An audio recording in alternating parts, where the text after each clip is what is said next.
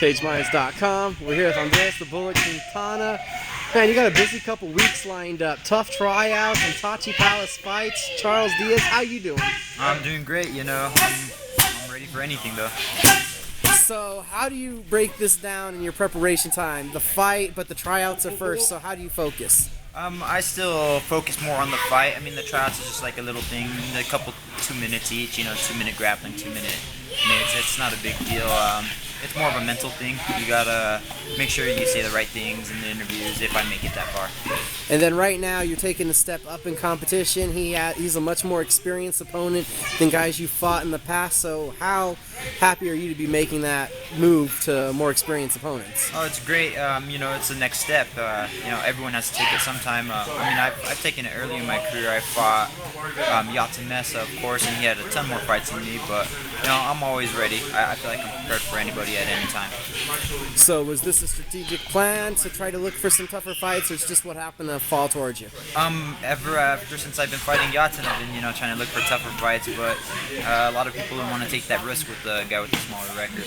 And now officially for this fight, this is your second opponent. Is that correct, or has there been more changes that we don't know about? No, it's a second opponent. My first opponent was Gabriel Solorio, but what I was told is he got knocked out in a prior fight, which he wasn't supposed to take, so he got suspended and wasn't able to make this fight. All right, so now Tachi Palace, how much you look at that as a big opportunity? We've seen they transition guys to that big show themselves quite often. Yeah, it's a huge opportunity. I'm ready for the next step up, like I've been saying, put on a good show, maybe get a title fight, or maybe just get called straight to the UFC if I don't make the tryouts. And at the tryouts, they've been doing interviews with us locally forever, it seems like. So how much, you just like, wow, this is going to be, I guess, a fun weekend in Vegas, or what would it be, really? No, I mean, it's all business to me. I've never been to Vegas, so I've always told myself I'm only going to go to Vegas, for a fight or something big. I don't want to go and party and have fun over there for nothing. So, it's a big opportunity for me. Hopefully I can make the best of it.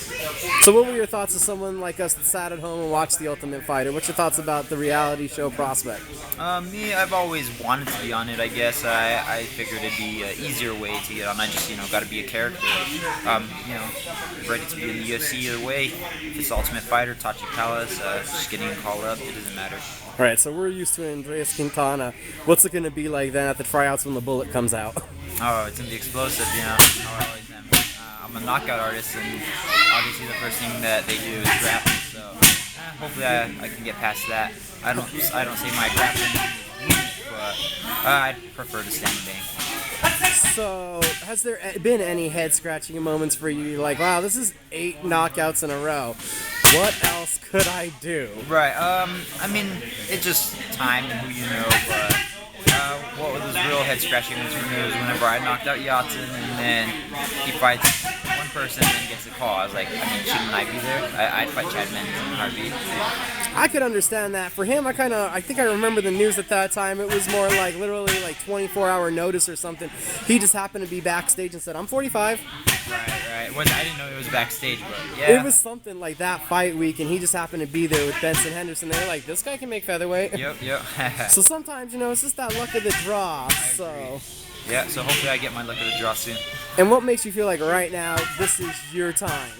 I've grown so much since my earlier fights. I just feel like I've been able to knock everyone out, and I'm just smashing people on this local level. I feel like there's no competition for me left here. Thomas Soto, since then, how many fights have fallen apart on you? A ton, too many to count. So what have you done to keep the smile on your face? Keeping my future bright, looking forward to the future, knowing that I'll be in the big show soon. And then I met some of your students earlier. What's it like being Coach Quintana? Oh, I love the kids. They always bring something new. They teach you just as much as you teach them. What's up, bud? Running around you. So how long have you been doing that aspect for? About 3 years at least.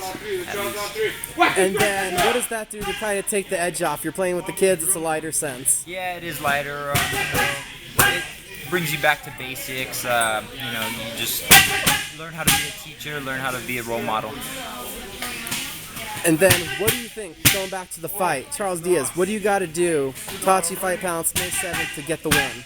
He's a tough guy, you know, but he's older. I feel like he's probably lost his edge, and I'm a new breed of fighter, so it's got something different to deal with than he has in the past. For 5 years, he was not in the fight game, and now he has 2 losses.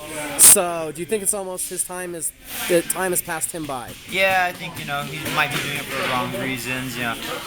Maybe I could see myself doing that, like, if I get older and I retire, I'd miss it, I'm sure, and I'm sure he misses it, so I don't blame him. And then what's the message for the fans? Come out, see some fireworks. Hopefully you'll see me in the big show soon. And then the promoters, the sponsors, the people you got to thank, who is it? Of course, Luttrell's MMA, they've always been amazing to me. They help me out with everything. My management team, Team Iridium, Pro Nutrition, One Athletic from the Fight Shop, everyone else has helped me tons. Mile to Wild for sure. They were always there from the beginning, so thank you everyone else. Thank you for the time.